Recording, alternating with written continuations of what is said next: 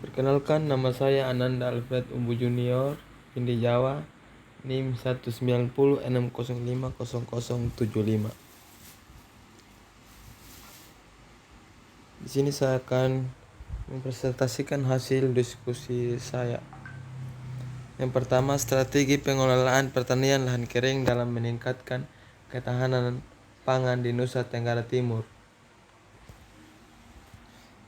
Yang pertama, lahan kering di Nusa Tenggara Timur atau NTT mempunyai potensi yang lebih besar dibandingkan dengan lahan sawah karena peluang pengembangan lahan kering sangat terbuka untuk mengembangkan berbagai komoditas untulan lahan kering. Gambaran ini memberikan arti bahwa lahan kering di NTT merupakan sumber mata pencaharian penting bagi sebagian besar penduduk di wilayah ini. Potensi pengembangan pertanian di lahan kering cukup besar dibandingkan dengan lahan sawah. Yang pertama, sangat dimungkinkan untuk mengembangkan berbagai macam modifikasi pertanian untuk keperluan ekspor.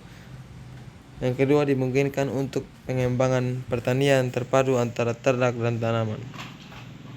Yang ketiga, dimungkinkan dapat membuka peluang kerja yang lebih besar dengan investasi yang relatif kecil dibandingkan dengan membangun fasilitas irigasi untuk lahan sawah. Dan yang keempat, dimungkinkan untuk pengentasan kemiskinan dan keterbelakangan sebagai besar penduduk yang saat ini menguntungkan hidup di lahan kering. Yang berikut tujuannya yaitu untuk mengetahui pengelolaan lahan kering, yaitu yang berikut: permasalahan agroekosistem dan sosial ekonomi masyarakat. Yang pertama, keterbatasan biofisik lahan kering. Lahan kering umumnya memiliki karakteristik khas yakni fisiografi lahan yang sangat beragam, dan bergelombang hingga berbukit atau belereng, dengan jenis tanaman yang bervariasi sehingga relatif rentan terhadap degradasi. Erosi sangat tinggi, terutama di daerah belerang dan perbukitan, dengan lapisan oleh tanaman yang dangkal. Yang berikut, produktivitas lahan dan produktivitas tanaman.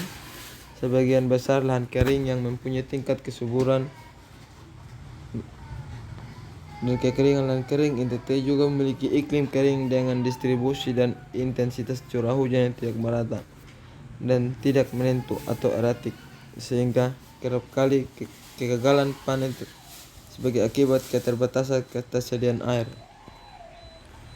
Yang berikut, infrastruktur ekonomi dari lahan kering umumnya tidak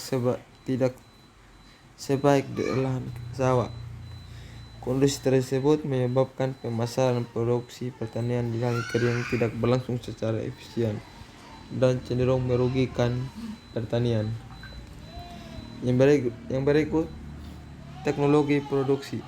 Teknologi produksi yang diterapkan petani lahan kering baik untuk tanaman setahun maupun tanaman tahunan relatif masih sederhana.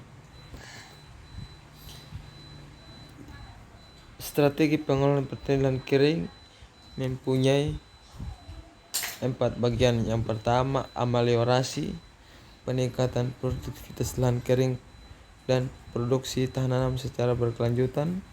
Yang berikut, teknologi rain harvesting dan perbaikan infrastruktur ekonomi. Sekian dari presentasi saya. Terima kasih.